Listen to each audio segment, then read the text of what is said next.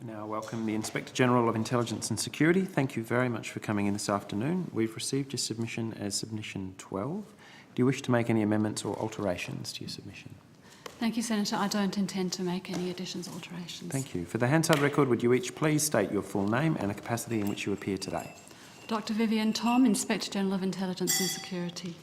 Jake Blight, Assistant Inspector General of Intelligence and Security. Thank you both. The Senate has resolved that an officer of a department of the Commonwealth or of a state shall not be asked to give opinions on matters of policy and should be given reasonable opportunity to refer questions asked of the officer to superior officers or to a minister. This resolution prohibits only questions asking for opinions on matters of policy. It does not preclude questions asking for explanations of policies or factual questions about when and how policies were adopted. Officers of the department are also reminded that any claim that it would be contrary to the public interest to answer a question must be made by a minister and should be accompanied by a statement setting out the basis for the claim. Would you like to make a brief opening statement before we go to questions? Thank you. Yes, I would. Thank you for the opportunity to appear today, and I'd just like to make a short opening statement highlighting a couple of points. My primary role is to oversee the legality and propriety of the actions of the Australian intelligence and community. And of those agencies, only ASIO has the power to seek warrants to intercept telecommunications passing over the Australian telecommunication network and to grant authorisations to enable Australian carriers to provide telecommunications data. My office currently has 12 staff and we undertake a range of inspection activities across the whole AIC, Australian Intelligence Community, as well as undertaking inquiries, handling complaints, oversighting the intelligence aspects of the new Public Interest Disclosure Scheme and giving expert evidence to the Information Commissioner and the AAT in FOI and archives matters. The routine inspection activities of my office include examining ASIO warrant requests and telecommunication data authorisation. And after listening to the Commonwealth Ombudsman, I thought it was worthwhile pointing out that these activities are conducted under the Inspector General of Intelligence and Security Act. So I don't have any fetters or restraints on how I look at ASIO's activities. I can look at their data gathering, I can look at their retention, how they use the data, and certainly there's no constraints about what records I look at or who I speak to or at what time I do these inspections. We look at both compliance with the TIA Act and with the guidelines issued by the Attorney General under the ASIO Act. And these guidelines specify the notion of proportionality under which all of ASIO's activities fall. Currently, I would estimate that we look at about 1/3 of warrant requests. This inspection occurs at some time after the warrant is executed. The standard of ASIO warrant requests is high and ASIO has good systems in place for managing the process. We also review a sample of ASIO telecommunications data access authorisations, particularly prospective data access authorisations. And again, ASIO has good systems in place for ensuring that the relevant decision maker turns their mind to the test in the TIA Act of whether the data is being requested by ASIO in connection with the performance of its functions. But the decision maker must also have regard to the Attorney General's guidelines. And that means that the use for obtaining information must be proportionate to the gravity of the threat posed and the probability of its occurrence, and that wherever possible, the least intrusive techniques of information collection should be used before more intrusive techniques. So although the notion of privacy is perhaps not as explicit for ASIO as it is for other agencies, I think it's caught up in this notion of proportionality. I understand the challenges and opportunities that new technologies bring to ASIO interception and data collection activities. However, the comments in my submission and today are not directed so much whether ASIO should be given particular new powers, but rather are focused on oversight and accountability issues. Some of the proposed changes are quite significant. For example, there's a potential for a single warrant regime or attributes-based interception to shift responsibility for making certain decisions from the Attorney General to the Director General of Security. In my mind, this will remove part of the current ministerial oversight and will require adjustments to how my office approaches oversights of these warrants. If B-party type interception is to be included in these regimes, particularly careful attention will need to be paid to proportionality decisions made by officials. I don't think that anybody contests the need for continuing oversight, but care needs to be taken in setting up and resourcing oversight arrangements to ensure that effective oversight is not diminished. Thank you. Thank you very much. Senator Seselja. Thank you, Chair. I'm interested, you talked about compliance with the Act, and that was one of your key roles, was looking at compliance with the Act. You seem to indicate in your opening statement that ASIO's compliance is high. You able to give us some more detail on that? Is it 100% in terms of compliance? Is it close to 100%? If it's not 100%, in what circumstances do they get it wrong, in your opinion? Do they not 100% comply, or are there process issues that you might be concerned about? We haven't identified any systemic process issues. On occasion, errors occur. For example, we find errors by carriers in terms of occasionally giving the wrong data to ASIO. This would happen, I suppose, certainly in fewer than 10 times annually. Usually ASIO identifies it very quickly, tells us, we ask them what they're doing with the data. It could be quarantined. It's difficult to delete it from the system, but it could be quarantined. It's certainly not used in any investigations. And they usually look at how they might improve processes in the future. In terms of other errors, there could be occasional errors, but there's no systemic issues that I've identified in the warrant process or the So just drilling down on that answer, 10 times annually, roughly? Fewer Than 10 times. It could be 5 times. I think last year it was 5. Okay, so last year 5, and I'm sure you report on this somewhere, but that's out of how many warrant requests? I can't say how many warrants ASIO executes here. No. You're not permitted to say, or? No, it's not a figure that ASIO makes public. Okay, all right. But it's rare you would see that there isn't 100% compliance or very good procedure. In your opinion, is that? The procedures are very good, in my opinion, and when errors are made, they're picked up and rectified as soon as they can be. And in terms of, I guess, where those errors are made, those few errors that you've identified, you talked about some measures they take to try and quarantine the information. Is it your opinion that there is, I guess, any material impact from those errors in any cases that you've seen? Obviously there's a process breakdown of some sort, or it's not 100% perfect process, but is there any evidence that the information is then used in any way that's inappropriate or that would somehow undermine someone's human rights? The mere collection of information, of course, in some ways affects individuals' privacy. But in my view, they do their utmost to ensure that it doesn't affect it any more than just the mere collection. They quarantine it. They certainly would not use it in any investigation. I've had no incidents of impropriety in that regard at all. Okay. Now, I may have missed it. Did you touch on attribute-based interception in your opening statement? Very briefly. I'm interested, perhaps, then, if you could expand, perhaps, on your view of attribute-based interception. Attribute-based interception is a very broad label, and there's a wide range of potential systems that could fit under it. And so I can only really make broad comments because it's not a very specific proposal. Sure. And I recognise the challenges that agencies face with the rapid evolution of technology, and I can see their basis for a desire for a more flexible system of warrants. And my comments really, again, are focused on the potential oversight and accountability arrangements. It's possible that the committee has in mind that it's possible that, as I say, the options for this proposal have changed with time. And my understanding is that the original proposal is not that it would actually enable an agency to collect communications it can't currently collect under a warrant or communication of warrants. So it's not to expand their powers in that way. The key issue is whether the warrant would specify the attributes or whether the agency would be able to vary those attributes within the agency, and that's what I'm not quite clear on. If the agency is able to vary the attributes itself, is the warrant to be confined to a specific person or premises, or could the agency vary that as well? And I'm not sure about that either. This has the potential for substantially changing the balance between what's currently decided by the Attorney-General and what's decided by internally within ASIO by the Director-General of Security. I might get you to comment on a proposal from the Law Council of Australia.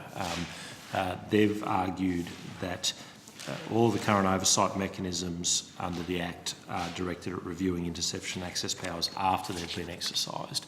So they've said that the introduction of a public interest monitor, and I think to quote, to invest the authorisation process with a more adversarial character and provide a degree of transparency that is currently absent.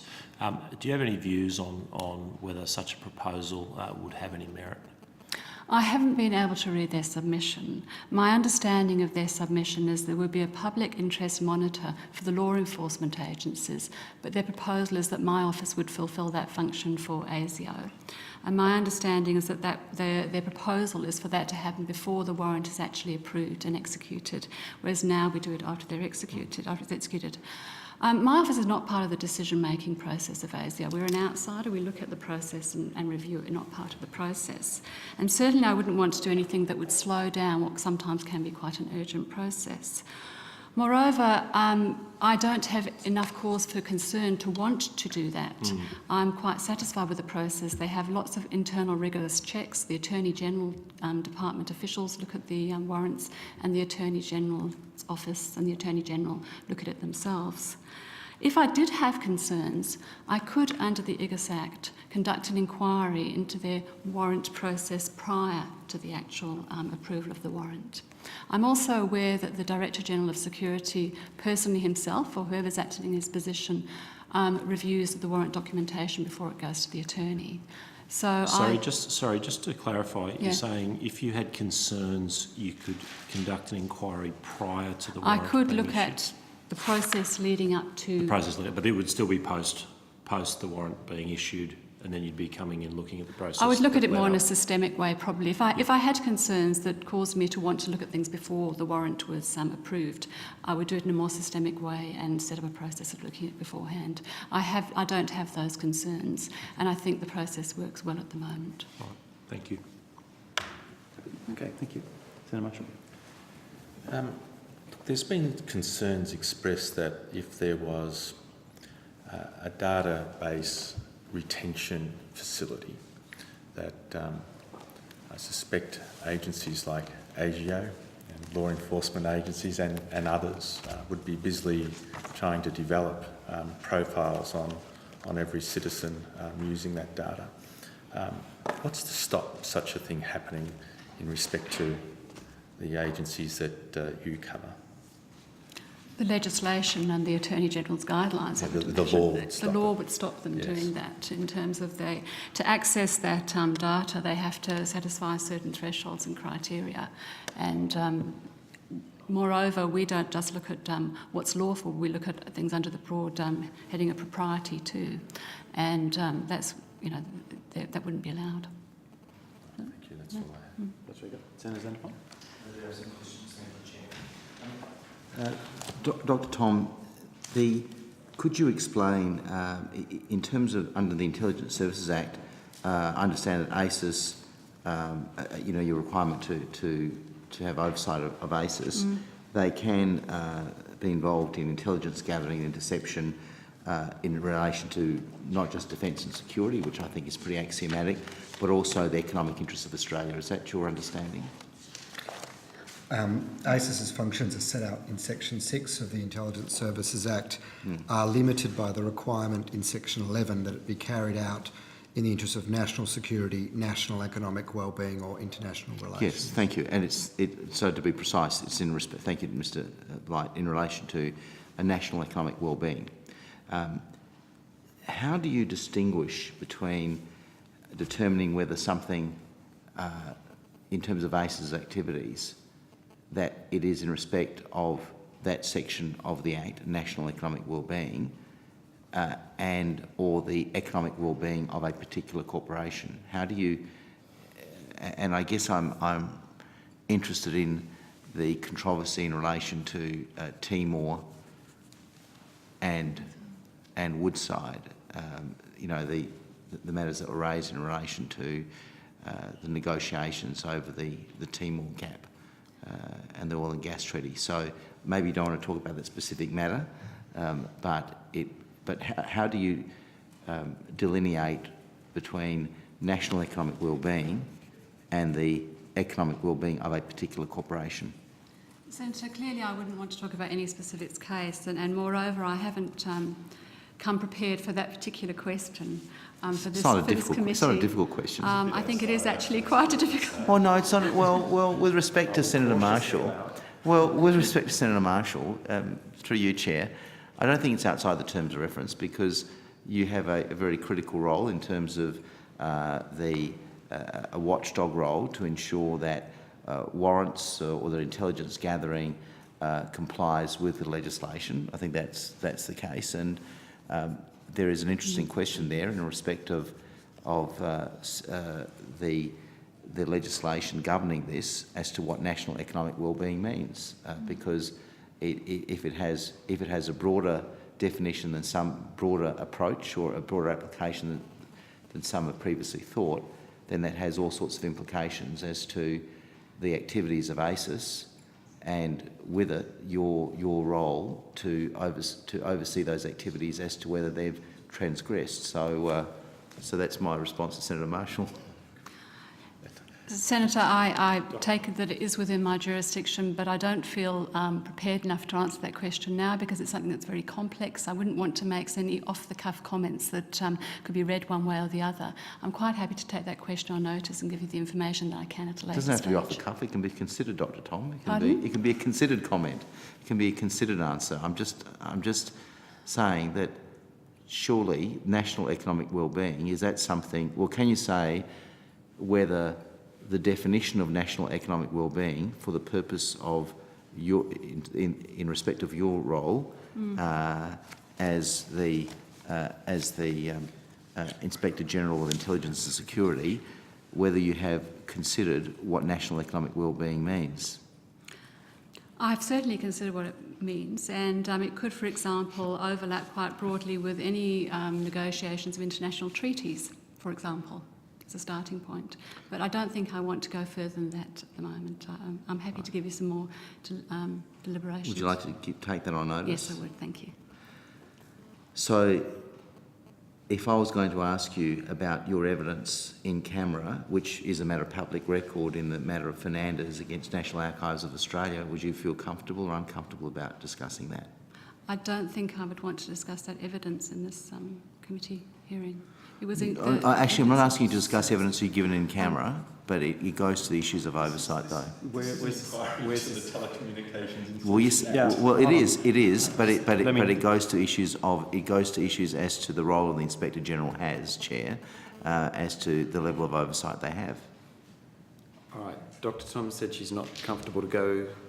Partly because I haven't reviewed that material. Dr. Thom, perhaps we can do it this way, subject, of course, to being overruled by the committee. Maybe I can put some questions on notice, and those questions could in turn be answered on a confidential basis. All right, as you wish. Draw your attention back to the terms of reference. There's only two, and they're reasonably narrow. But if you want to put some on notice, and then Dr. Thom can work out how to handle them. Sure. I guess in terms of, that the broader policy or the broader issue is how do you make a judgment call as to whether an intelligence agency that's doing its work has traversed the terms of its legislative mandate or not, and that's why I asked the question about national economic wellbeing, or I think Mr. Blight clarified it's national economic wellbeing rather than national economic interest as to how that is defined, and that's because that would go to issues of scrutiny. It would go to issues of whether interception of telecommunications and metadata surveillance was appropriate or not, and whether you consider that in terms of your duties. For the purposes of the current inquiry, we're really restricted to looking at ASIO, and their mandate is set out very clearly in the ASIO Act in terms of the definition of security. Now, I say very clear, of course there could be a bit of fuzziness around the edges, but it's certainly not something that we enter into much debate with the agency. The definition of security, which I have to rely on my colleague to set out for you, is that it's set out in the ASIO Act, and anything they do has to be in connection with that function. All right, and again, I'll talk about a specific case, but it's been ruled on by a court, and I'm just trying to understand the parameters and how you do, you perform the valuable role that you do. So I draw to your attention the Yon Kim case. There, ASIO argued very strongly that the disclosure of the existence of an Australian intelligence relationship with South Korea would harm intelligence cooperation, the federal court disagreed and ruled that the relationship could be disclosed. So obviously, I guess the parameters of that changed. It was contrary to what ASIO argued. Do you, for instance, take into account the federal court's decision and reasoning in the Yon Kim case in the performance of your duties? I think that case was looking at damage to security or damage to international relations. Something can be connected but not necessarily cause damage. Well, I think the federal court's decision probably, I think by implication, questioned the veracity of the affidavit of the Director General of the Australian of ASIO. I think by implication it may have questioned that, not in terms of integrity, but in terms of the veracity of that affidavit. So you see that as that case is not relevant. The Yon Kim case and the federal court decision is not relevant in the way you undertake your duties.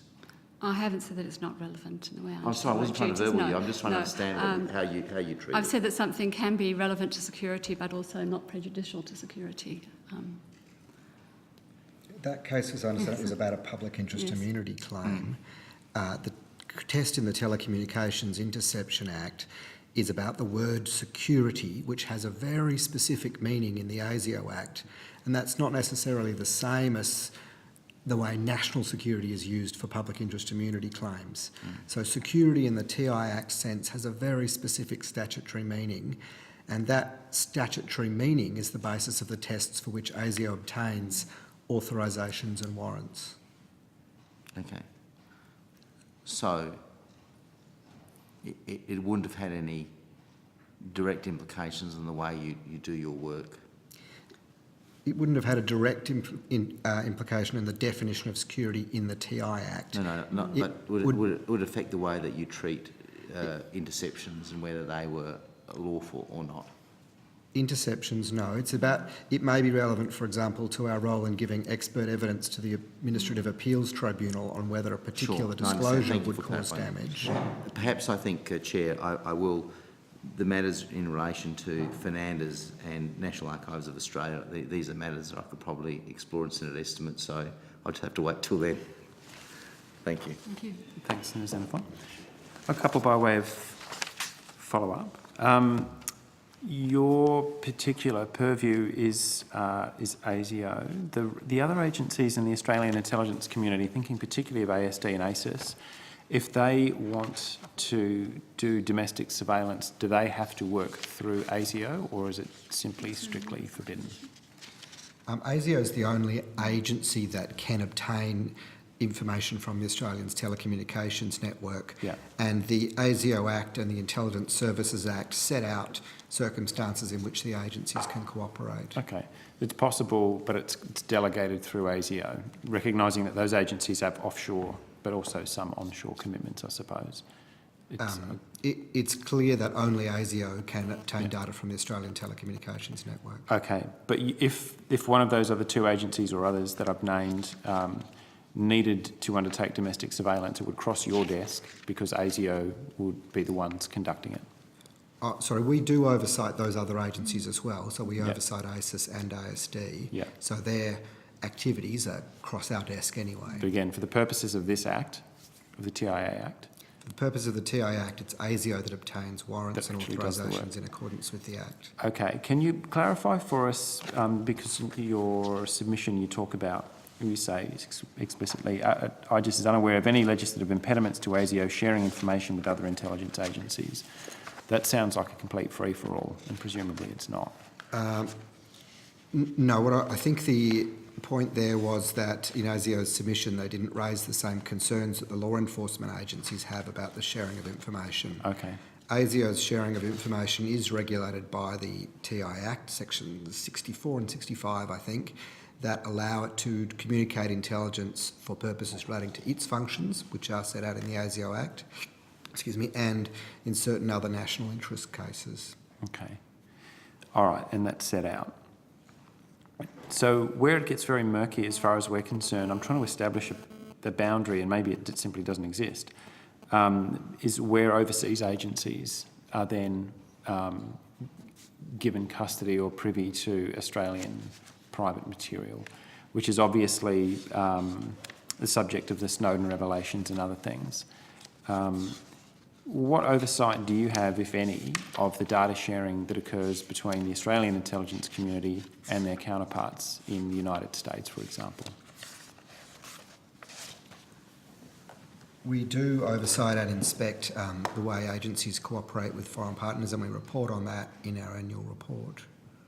Okay, can you maybe be a little bit more direct here while we've got you? If you're concerned that, for example, ASD would ask a foreign agency to do things that it itself would be prohibited from doing, then I can be clear in saying that we would regard that as a breach of the legislation, of the Intelligence Services Act, and we would report on that accordingly. So if you're suggesting that ASD, knowing it couldn't access data about Australians, asked a foreign agency to get that data on its behalf, we would regard that as ASD committing a breach of its legislation. Okay. You wouldn't necessarily have to report that to Parliament, though, would you? You would report that to the Prime Minister's office, and they would work out what to do with that information. That would, sorry. A breach, I might not be explicit about what the breach was, but it would be in my annual report that... That something had happened. That something had happened, yes. Yeah. Perhaps I should just say I'm talking about hypothetical examples here, and it's probably worth saying for the record that culture of compliance in agencies like ASD is very strong, and there's no suggestion that this would happen. Oh, there is. I mean, there are suggestions. It's just that we don't have any facts to hand. I didn't intend to imply that I was suggesting. Understood. Yeah. No, I understand you just using that by way of an example. But there is, the impression has been created by the revelations overseas that the data sharing between the Five Eyes security agencies, of which ASD is obviously a part, is almost seamless. So you would contest that it's simply not happening, and you'd know about it if it was. I would say that the data sharing about Australian persons for ASD is regulated tightly by the Intelligence Services Act and the privacy rules made under that Act, and that data about Australian persons is subject to quite strict oversight. What if it's data about Australian persons that are hosted in other jurisdictions, so the US, for example? Wherever the Australian person is, the rules apply. Okay, so my Gmail account, given that I live here in Australia, it's probably hosted in California or somewhere. Those Australian privacy laws still apply, even though the data is hosted in the United States. The privacy rules apply to ASD no matter where it operates. Okay. What if I'm an Australian citizen living overseas? Same case? Same case. Okay. So citizenship is the test? Well, the test is actually, I was being a little sloppy, their definition of an Australian person is set out in the Act, includes a citizen or a permanent resident. The definition of permanent resident is then defined further in the ASIO Act and effectively means someone who has a right to permanent residency and resides in Australia. Okay. So that appears to me to be a fairly substantial hedge against the possibility of seamless data transfer between at least the Australian and the other eyes of the other four eyes of the Five Eyes. That if it was occurring, you'd know about it. We'd have picked up some kind of hint of that in your annual reports by now, even if you weren't able to be explicit about it. If we'd identified systemic issues about the application of the privacy rules or the other rules about Australian persons, I'm confident that would be in our annual reporting. Okay, that is very interesting. What's the case of traffic coming into and out of Australia on submarine cables? Well, we briefly traversed this issue yesterday with some of the law enforcement agencies, where the telcos or those who operate those cables have security obligations to make that material available to various agencies, various intelligence agencies. I think you might be referring to the question of the definition of the Australian Telecommunications network in the TI Act, is that? We'd start there. I've got one specific example of a cable, I think the cable that comes down the west coast of WA from Singapore, I think it is, where an agreement with Telstra surfaced a couple of months ago that they were under an obligation to effectively open that traffic to other parties. I don't think I could comment on anything other than to say if interception occurs on the Australian Telecommunications network, it must be under the TI Act and under an appropriate warrant. Okay, and what do you take as the boundaries of Australia for the purposes of the reading of the Act? How far offshore do I need to be? stretching my memory I a little. figured I might hear be. it might be 12 nautical miles, but I would. Could you take that on notice for us? It might be appropriate for Attorney General's Department to take that on notice, because that's a question about the application of the TI Of Act. the hardware, okay. All right, nonetheless, thank you. You mentioned in passing before that ASIO would find it difficult to delete if they'd been given material in error by one of the carriers. Was that just interested in Look, I think what you mean? It depends on how the data has arrived. We work with ASIO to ensure that as far as possible data is deleted. Some data ages off systems after a certain amount of time, and it's more invasive to pull that data out and highlight it before it ages off. But they certainly take steps to quarantine and prevent analysts accessing that data. What do you mean by ages off in this context? I couldn't say the exact amount of time, but what I mean is that the way some systems work, data is copied over. Okay. And I'm speaking generically here. I actually don't know the answer specifically for the ASIOs. Okay. And just finally, I'm interested in, because ASIO, they don't report in the TIA Act annual report, which I think is a grave oversight. They don't even report in aggregate, so we don't even know the order of magnitude amount of requests or warrants or warrantless surveillance that they're undertaking. But does ASIO effectively operate under the same internal administrative processes as the AFP, where staff at a certain level are delegated for a telecommunications data request, which then goes straight to the telco? Or is there any other intervening bit of procedure? For warrants, of course, they go to the Attorney General. For prospective data, the level of authorisation is quite significant. It's an SES Band 2, who would, of course, have advice from more junior officers as it comes up the chain. That's quite a senior person, and they make the final decision in terms of prospective data. For other data, it's a lower level, but there is a degree of oversight and supervision, yes. All right. Could you maybe be a bit... we haven't actually had ASIO to the table yet, so I mean, maybe I could put these questions to them. But how many employees at SES Band 2 would they? I think that's a question for Be them. unfair? All right. Yes. Are you able to give us any advice at all about the scale? Because this is something that I really struggle with, not knowing whether it's 100, 1,000 or 100,000. It's actually very difficult. I think that's a question for ASIO. What I could say is that just before this hearing, I looked at the figures for data requests for the last 3 years, and they're roughly stable. The total number of data requests in the last 3 years hasn't altered. They're stable at an unidentifiable number. Stable at a number, I think the question would have to be for ASIO. And with warrants, I looked at the last 2 years, and the last 2 years is roughly stable as well. Okay. All right, I think warrants for the other agencies that do report against the Act are roughly stable as well, but it's the telecommunications data requests that are just steadily increasing, 10 or 15 or 20% a year. Senator Sisel, did you have any other questions? Senator Marshall? No. All right. We might let you go. Thank you very much for your evidence this afternoon. Thank you. Do you want to go to an early break?